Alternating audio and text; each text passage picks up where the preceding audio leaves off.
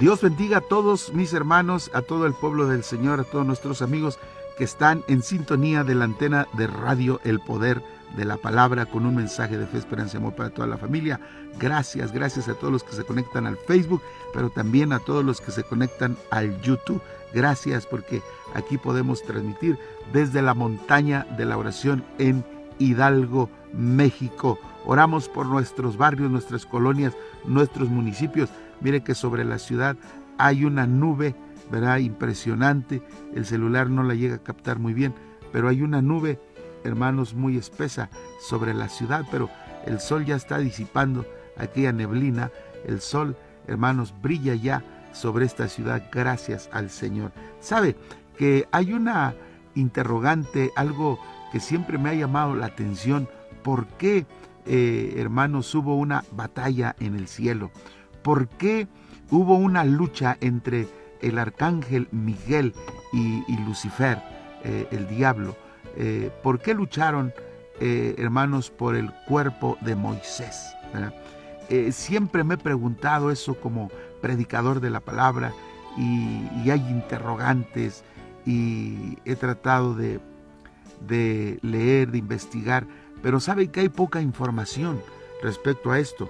Y esto está escrito, hermanos, lo que estoy hablando, en la epístola universal de Judas, el apóstol. Solamente tiene un capítulo, por eso voy a decirle que la referencia la tenemos en el verso 9 de Judas, apóstol, ¿verdad? Es un libro antes del Apocalipsis, de la revelación de nuestro Señor Jesucristo. Pero cuando el arcángel Miguel contendía con el diablo, disputando con él por el cuerpo de Moisés, no se atrevió a proferir juicio de maldición contra él, sino que dijo: el Señor te reprenda, ¿verdad? Hay poca información de ello realmente, hermanos, pero debemos entender, hermanos, que la batalla la hubo, la contienda, dice, porque dice contendía con el diablo por el cuerpo de Moisés. Ahora, debemos entender que desde anterior a todo lo que estoy hablando, mucho tiempo atrás hubo una batalla también, hermanos, porque siempre ha habido batallas, ¿verdad? Pero si vemos en el libro de Daniel, en el capítulo 10, dice que también hubo una lucha cuando Daniel oró. Él intercedía por su pueblo, ¿verdad? Y vino como consecuencia una respuesta. Vino Gabriel el mensajero, como quien dice que Gabriel era el correo de Dios, porque traía los mensajes. Gabriel fue un mensajero, y es un mensajero, ¿verdad? Porque recuerden que Gabriel le trajo el mensaje a María y le dijo: de ti nacerá uno que le vas a poner por nombre Jesús, porque él salvará a su pueblo de sus pecados. Y Gabriel aparece otra vez, hermanos, en la intercesión de Daniel. Cuando Daniel ora por su pueblo, pues estaban 70 años cautivos en Babilonia. Imagínense, toda una generación, hermanos, de cautividad.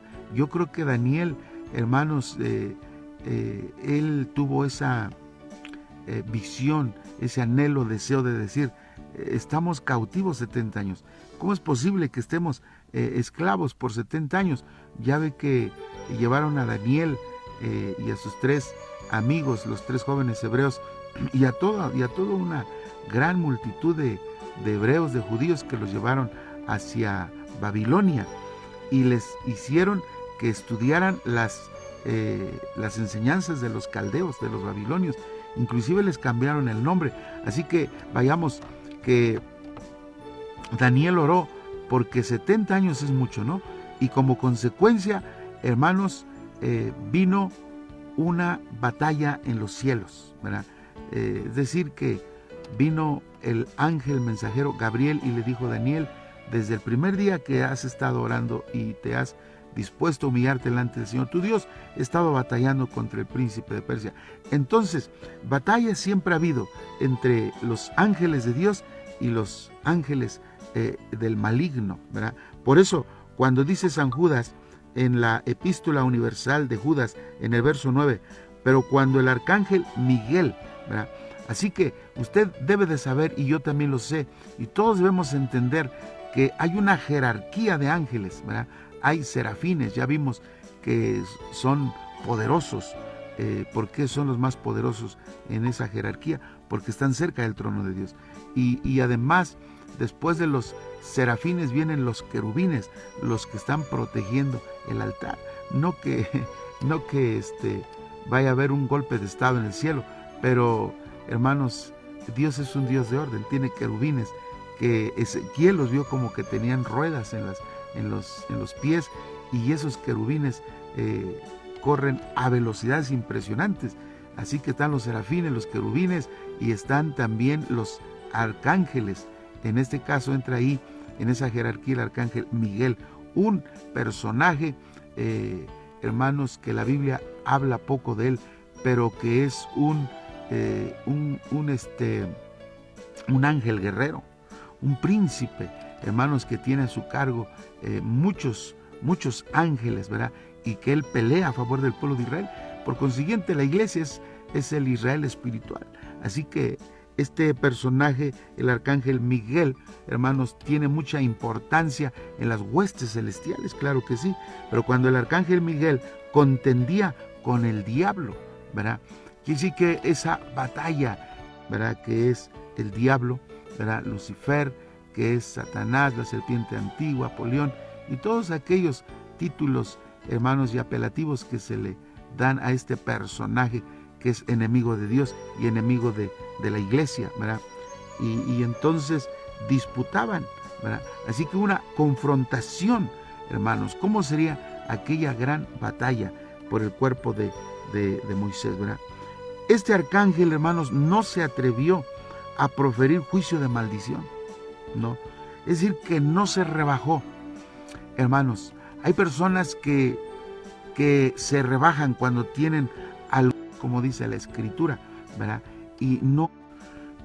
Cuando alguien, hermanos, usa maldiciones, entonces está poniendo su boca al servicio como instrumento del enemigo.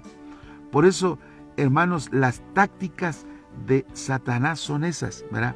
Provocó al arcángel Miguel, ¿verdad?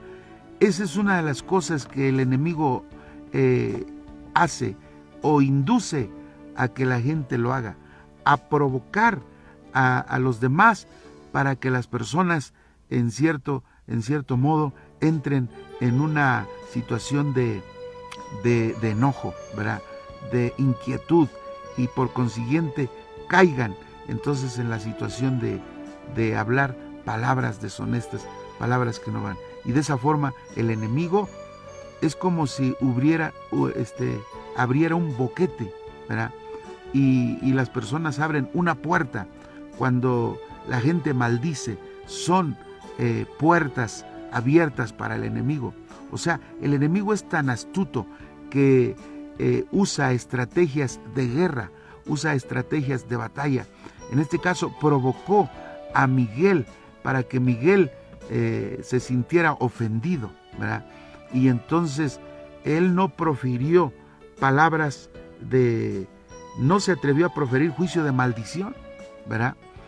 Él tal vez pudo haberse sentido tentado, ¿verdad?, a hablar cosas que no debería, ¿verdad?, sino que él todo lo remitió a Dios, como nosotros debemos remitir todo a Dios, ¿verdad? Hay veces que la gente nos ofende, hay veces que la gente nos maldice, hay veces que la gente, amados hermanos, trata de ofendernos, de provocarnos, y cuando no está uno preparado, uno baja a ese nivel de la demás gente, y entonces son puertas abiertas al enemigo, son estrategias, hermanos, de guerra del enemigo, ¿verdad?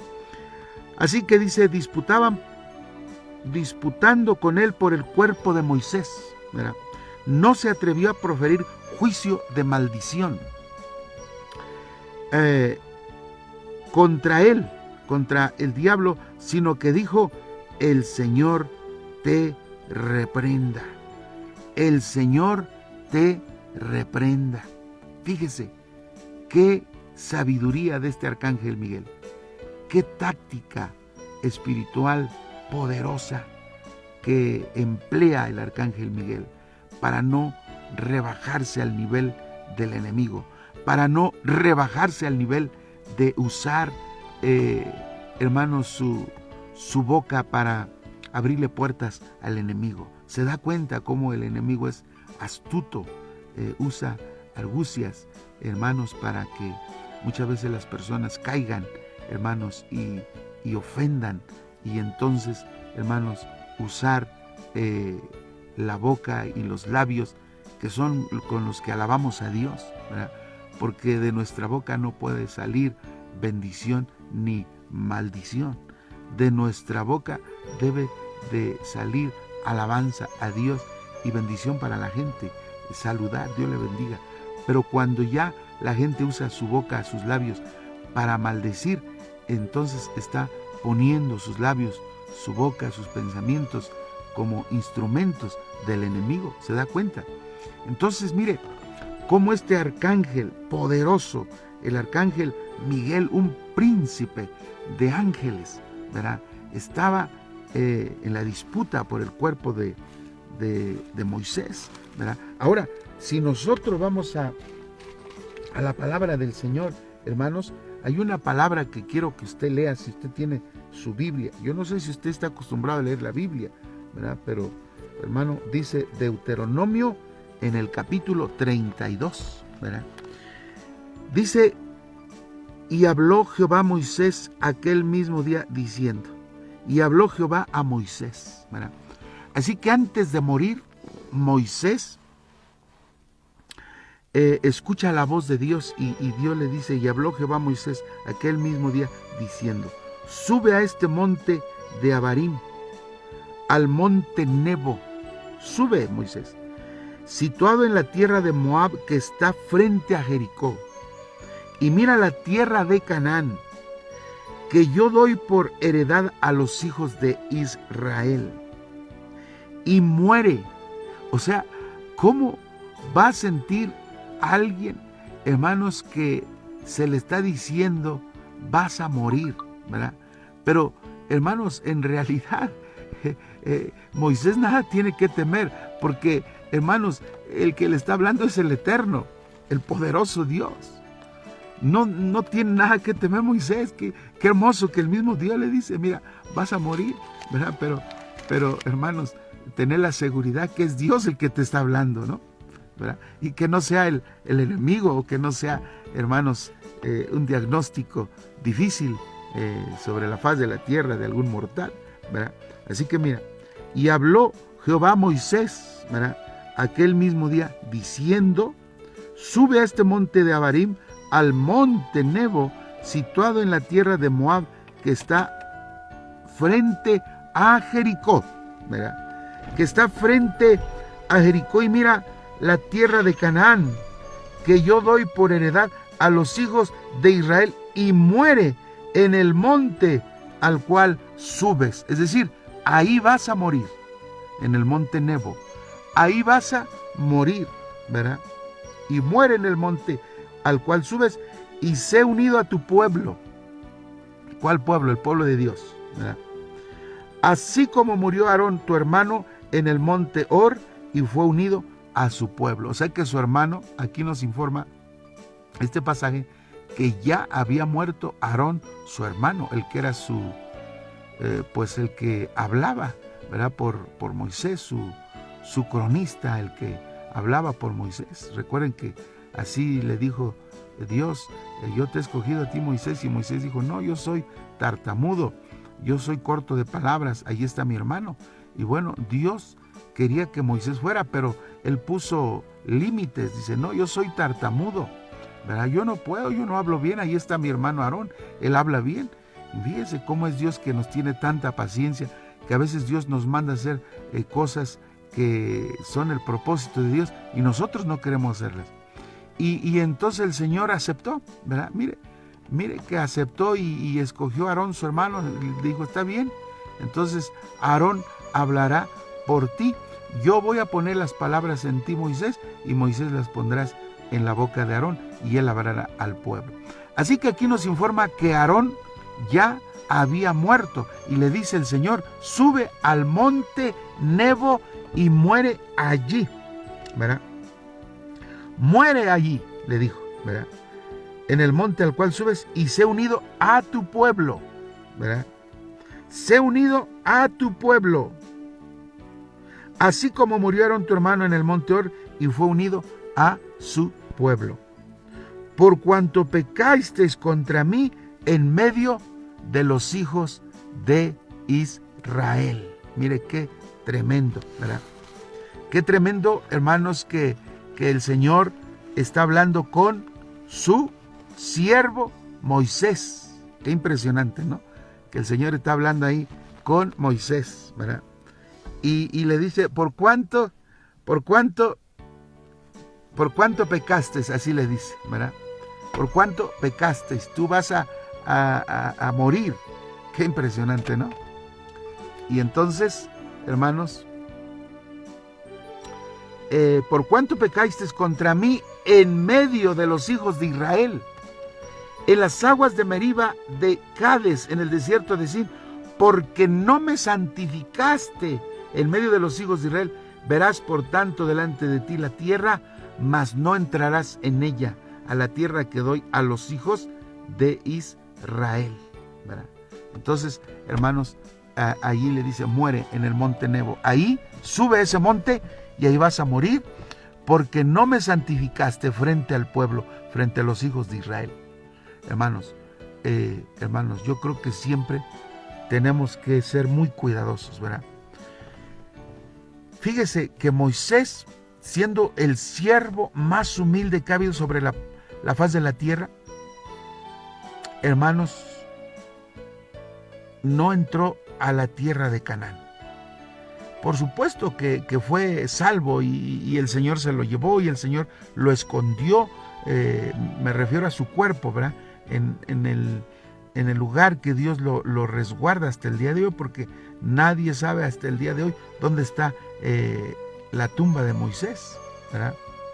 Pero el Señor le dijo, sube al monte y ahí vas a morir. No vas a ver, o más bien, no vas a entrar a Canaán, pero desde el monte vas a ver la tierra de Canaán que yo he prometido. Así que imagínense que usted está, hermanos, en un monte, ¿verdad? Está en un monte y Moisés está en un monte y está viendo toda la tierra de Canaán, ¿verdad? Solo de lejitos vas a ver la tierra, pero no vas a poder entrar a la tierra de Canaán. ¿Por qué? Porque no me santificaste frente a los hijos de Israel. Y le da las referencias. Por cuanto pecasteis contra mí en medio de los hijos de Israel, en las aguas de Meriba, en Cades, en el desierto de Sin, porque no me santificasteis en medio de los hijos de Israel. Verás por tanto delante de ti la tierra, mas no entrarás allá, a la tierra que doy a los hijos de Israel, ¿verdad? O sea, vas a morir. O sea, ya es un hecho, ¿verdad? Así que mira por última vez mira la tierra de Canaán a lo lejos, porque no vas a entrar. Pero aquí donde estás, en este monte, te voy a enterrar. Aquí vas a ser sepultado. Yo me voy a encargar de que la sepultura donde tú vas a quedar, nadie la conozca. Ningún mortal de la tierra sabrá dónde están tus restos, ¿verdad? Entonces, hermanos, dice que Moisés bendijo a las 12 tribus de Israel. Así que Moisés bendijo y habló de Rubén, de Isaacar, de Zabulón, de Neftalí, de Dan, de Judá, de Leví, de Benjamín, de Aser y de todas las 12 tribus, y las bendijo, porque él sabía que iba a morir. Y bendijo así a través de la oración, y habló palabras, hermanos, que hermanos se cumplen, porque cuando son palabras dichas por un hombre de Dios, hermano, y si vienen de parte de Dios, las palabras dichas por un hombre de Dios se cumplen, porque son habladas en el poder de Dios, en el poder del Espíritu Santo, ¿verdad? Por eso la Biblia dice, creéis en Dios y estaréis seguros. Creed a mis profetas y seréis prosperados, ¿verdad? Ahora mire, Estamos ahora en Deuteronomio capítulo 34, donde habla de la muerte y sepultura de Moisés, porque sabe que al final quiero hacerle un comentario de por qué Satanás disputa el cuerpo de Moisés en contra del arcángel Miguel, o por qué el arcángel Miguel viene con una orden divina del cielo a resguardar el cuerpo de Moisés. Se lo voy a decir al final. Entonces Deuteronomio 34 dice, cuando ya el Señor le dice, sube al monte Nebo y muere allí, únete a Aarón tu hermano y únete a tu pueblo, porque vas a morir. Así que lo está preparando, ¿verdad?, para su muerte. Ahora ya acá vemos en Deuteronomio capítulo 34 cómo es la muerte de Moisés. Muerte y sepultura de Moisés, dice en el prefacio, en el capítulo 34 del libro de Deuteronomio, y dice así la bendita palabra del Señor.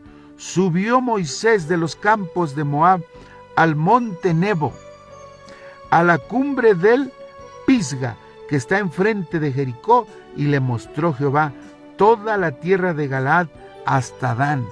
Fíjese, le mostró todo, ¿verdad? ¿Quién se la mostró? Dios, el Eterno, el Todopoderoso, hermanos. Qué bendición, ¿no? Dice que Moisés hablaba cara a cara con Dios. No ha habido otro que hable cara a cara con Dios. Al menos aquí en Deuteronomio dice que era un hombre el más manso sobre toda la tierra. Y dice que el Señor dijo, yo hablo en visiones y hablo en sueños, pero no así a mi siervo Moisés, que hablaré cara a cara con él. Miren nada más. Así que la muerte y sepultura de Moisés así fue, ¿verdad? Que el Señor le mostró toda la tierra de Canaán, porque no iba a entrar, pero la iba a conocer de lejos.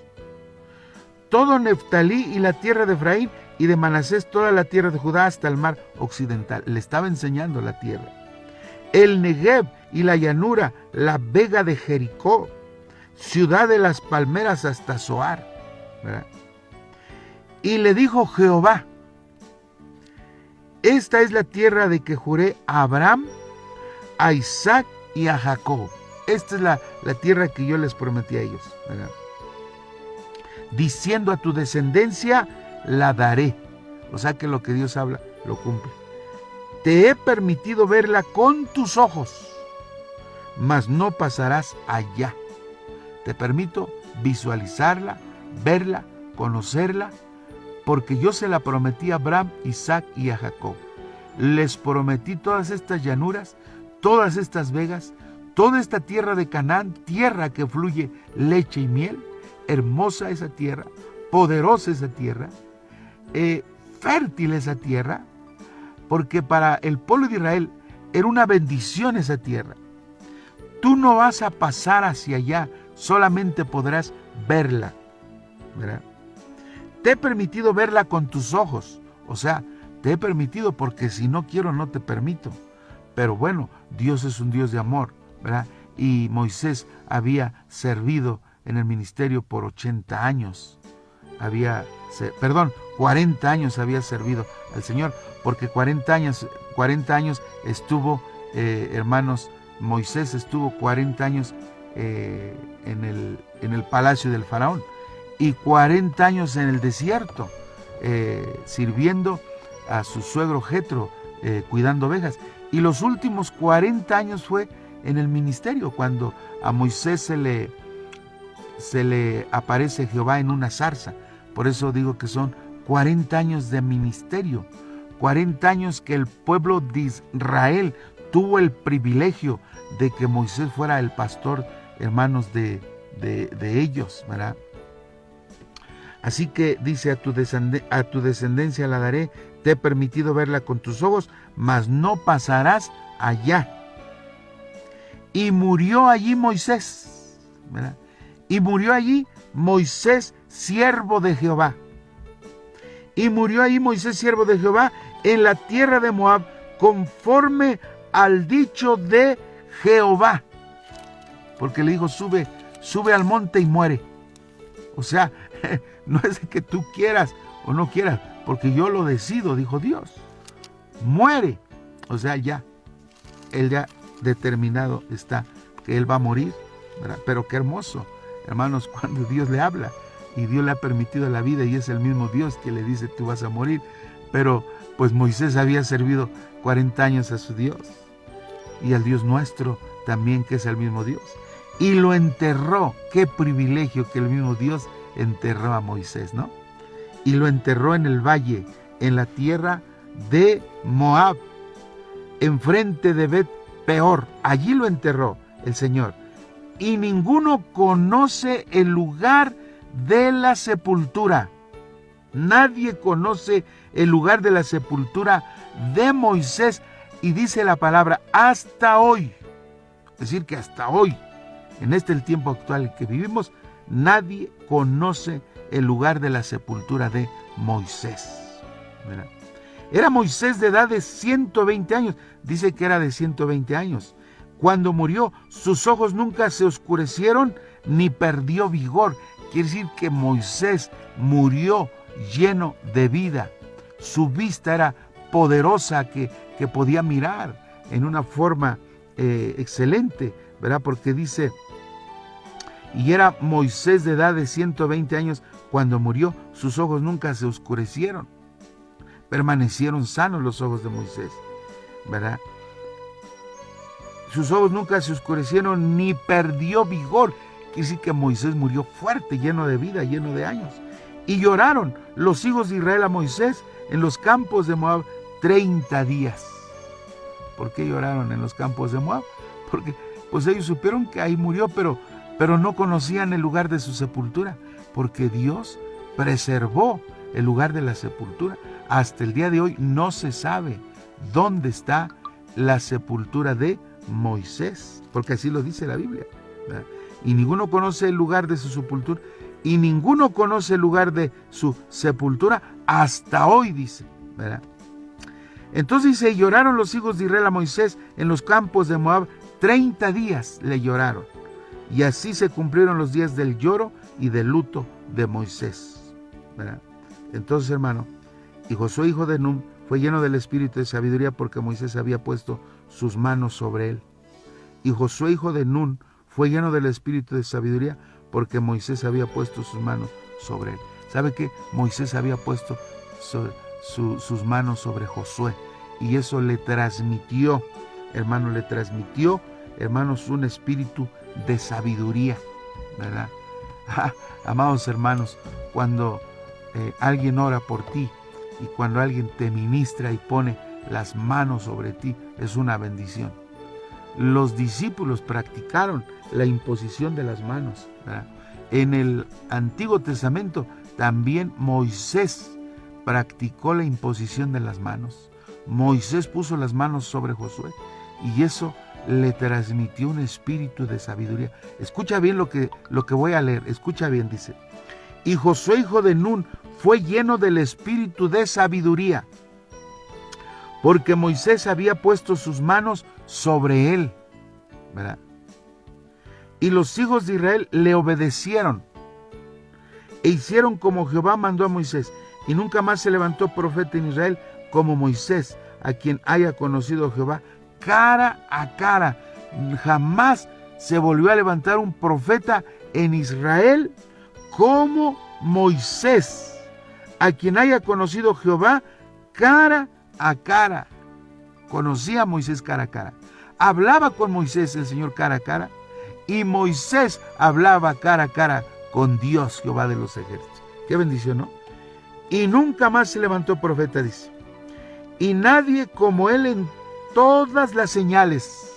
Fíjate, cuando Moisés golpeó las aguas del Mar Rojo con su vara, se abrió el Mar Rojo, fíjate. Y nadie como él en todas las señales y prodigios que Jehová le envió a hacer en tierra de Egipto, a Faraón y a todos sus siervos y a toda su tierra. Y en el gran poder y en los hechos grandiosos y terribles que Moisés hizo a la vista de todo Israel, quiere decir que nunca se levantó otro hombre como Moisés, a quien Dios le hablaba cara a cara. Eso es poderoso, eso es grandioso lo que el Señor hizo, amados hermanos. Por eso, hermanos, la Biblia nos habla, ahora sí, ¿verdad? Ahora sí vamos a Judas, donde dice que el arcángel Miguel, ¿verdad?, tuvo una confrontación. Escucha bien. Dice, pero cuando el arcángel Miguel contendía con el diablo, disputando con él por el cuerpo de Moisés, no se atrevió a proferir juicio de maldición contra él, sino que dijo: el Señor te reprenda. El Señor te reprenda, ¿verdad? Así que hablamos que Miguel es un ser creado por Dios, un ángel poderoso, un príncipe que está liderando a muchos ángeles, el arcángel Miguel, porque hay, dijimos, serafines que son muy poderosos, que son los que están más cerca de Dios, porque están alrededor del trono de Dios y pueden mirar al Señor. Por eso se cubren con 2 alas, se cubren sus rostros, porque no se sienten dignos de estar frente al trono de Dios. Los serafines son poderosísimos, ¿verdad? Los judíos, los rabinos y todos los estudiosos eruditos de la Biblia dicen que los serafines tienen 7 veces más, un nivel de poder 7 veces más que los querubines. Y los querubines tienen 7 veces más en nivel de poder y autoridad que los arcángeles. Y los arcángeles tienen 7 veces más de poder que los ángeles ordinarios. Y un ángel ordinario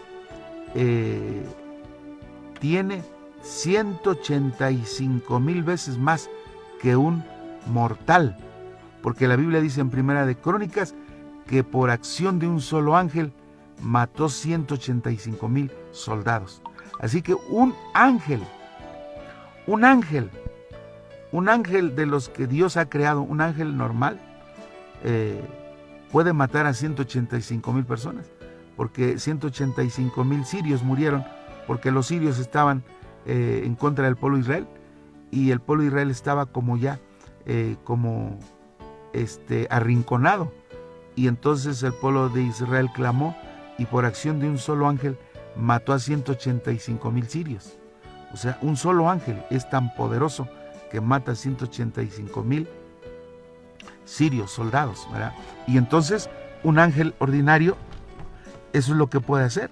Entonces los serafines son los más poderosos. Pero hablando de serafines que son los más poderosos, los querubines están en un segundo nivel, y luego vienen los arcángeles. Así que Dios le encomendó al arcángel Miguel, el guerrero, ¿verdad?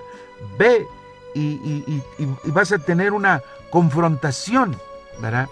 Porque el enemigo quiere el cuerpo de Moisés. Usted se ha preguntado por qué. ¿Por qué el enemigo quiere el cuerpo de Moisés? ¿Y por qué el Señor manda al arcángel Miguel a que proteja y esté resguardando la sepultura de Moisés? ¿Verdad? Porque nadie conoce dónde está la sepultura de Moisés. Nadie puede, hermanos, saber. Y sabe que, hermano, estoy a punto de concluir que según las opiniones de conocedores de la palabra, los teólogos eruditos dicen que el enemigo quería el cuerpo de Moisés. Y ahí nosotros debemos entender lo importante, hermano, que es cuando un cristiano muere, ¿verdad? Que su cuerpo tiene que ser, hermanos, tiene que ser velado y enterrado conforme a la palabra, conforme a la palabra de Dios, ¿verdad?